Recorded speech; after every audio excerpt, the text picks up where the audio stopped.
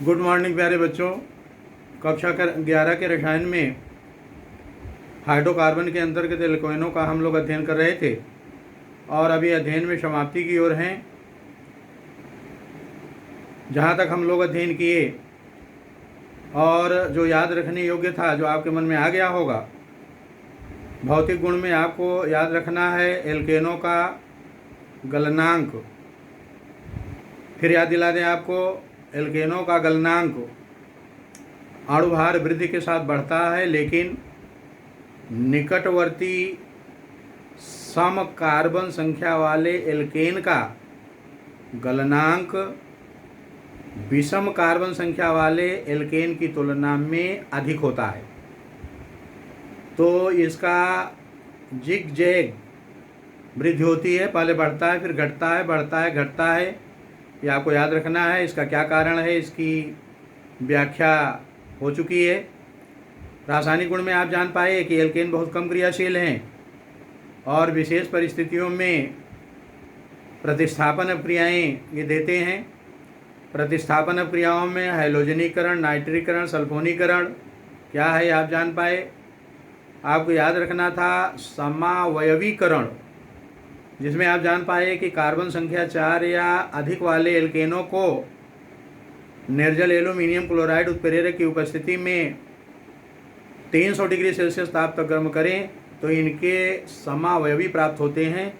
ये अच्छी अपक्रिया है परीक्षा के लिए, इसे समावयवीकरण कहते हैं। चलिए अन्य अपक्रियाओं की चर्चा करते हैं। पायरोलाइसिस और क्रैकिंग, और ये परीक्षा में सर्वाधिक बार पूछी गई अपक्रिया या टिप्पणी है ताप अपघटन या भंजन। ये क्या है बच्चों? वायु की अनुपस्थिति में जब एल्केनों को उच्च ताप, ये प्रायः 500 से 600 डिग्री सेल्सियस रहता है, अधिक या कम भी हो सकता है। जब एल्केनों को वायु की अनुपस्थिति में उच्च ताप तक गर्म करते हैं तो इनके उच्च अणुभार के जटिल अणु निम्न अणुभार के सरल अणुओं में टूट जाते हैं। यह अपक्रिया ताप अपघटन या भंजन कहलाती है। भंजन, टूटना, क्रैकिंग।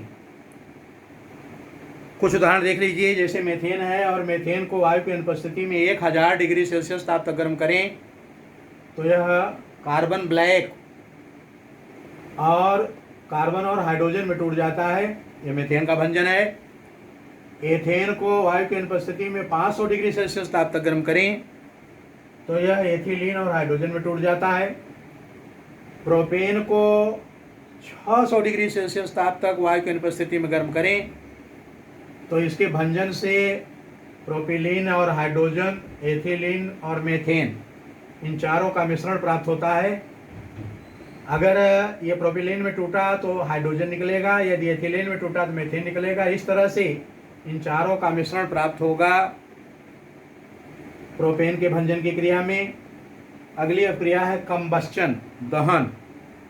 और आपको यह याद रखना है कि हाइड्रोकार्बनों को के दहन से केवल और केवल कार्बन डाइऑक्साइड और जल बनते हैं। जैसे मेथेन है और मेथेन का दहन कराएं वायु में तो CO2 H2O, जितना कार्बन रहेगा उतना कार्बन डाइऑक्साइड, जितना हाइड्रोजन रहेगा उसका आधा जल बनता है, तो CO2 to H2O। अब एथेन का वायु में दहन कराएं तो कार्बन डाइऑक्साइड और जल बनेगा। ये सामान्य क्रिया है, आपको याद रखना है कि हाइड्रोकार्बनों के दहन क्रिया में केवल CO2 और H2O, कार्बन डाइऑक्साइड और जल ही बनते हैं।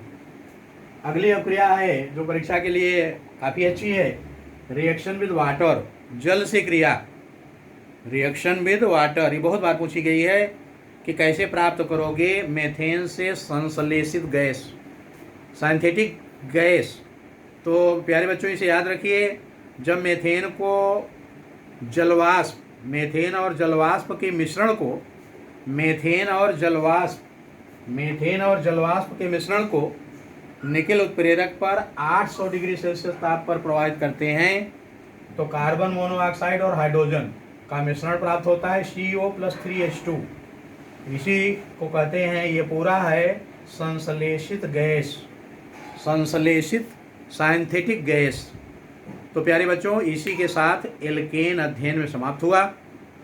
अन्य जो आगे इसके अध्ययन में था वो 30% में घटा दिया गया है, नहीं तो इसमें आगे अध्ययन करना था मीथेन और एथेन का, और फिर इसमें पेट्रोलियम का अध्ययन करना था, लेकिन वो कोविड-19 महामारी के कारण 30% पाठ्यक्रम जो घटा दिया गया उसमें अब वो नहीं है।